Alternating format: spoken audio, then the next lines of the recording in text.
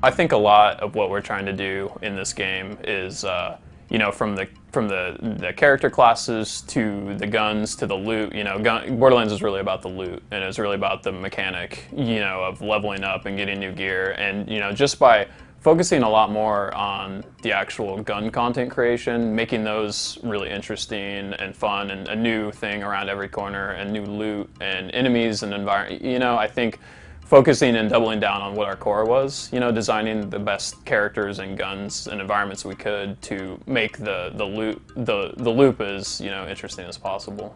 The guns this time around are so much better from a visual design standpoint, you know, from an interest, like they look different, they do different things, and you know, just I think that part, the loot, there's a lot more gear that's dropped, from class mods to shields to grenades.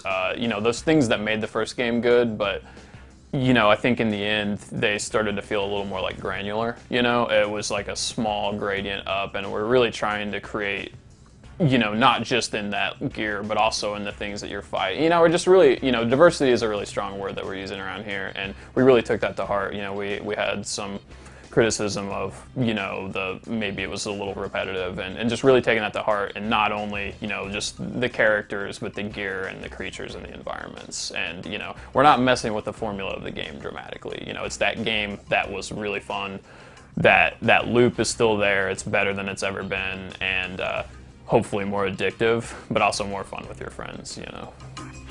Claptrap is definitely around. You know, you know, at the moment, he's just got a little more, he's a little further back, you know, and not so in the limelight now, but he's definitely there. And fans of Claptrap will definitely be excited when they, you know, see what he's been up to and what's going on with him.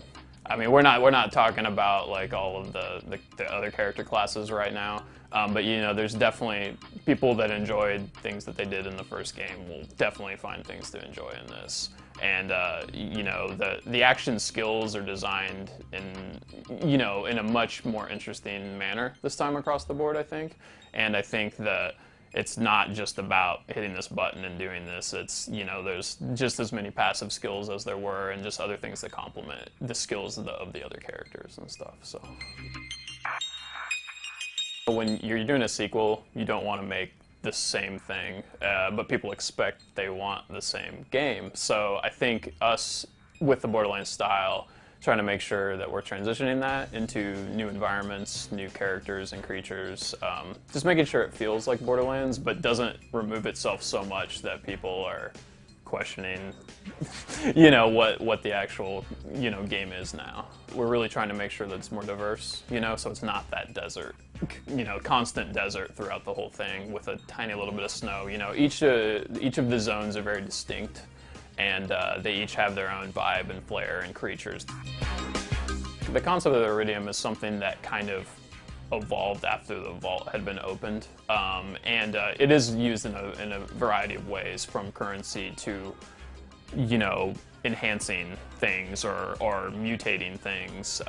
You know, in the extent that you're going to see it will be from really over-the-top extreme abusing of it to something that's a little more refined and manufactured, you know, but it plays a really big role in the game.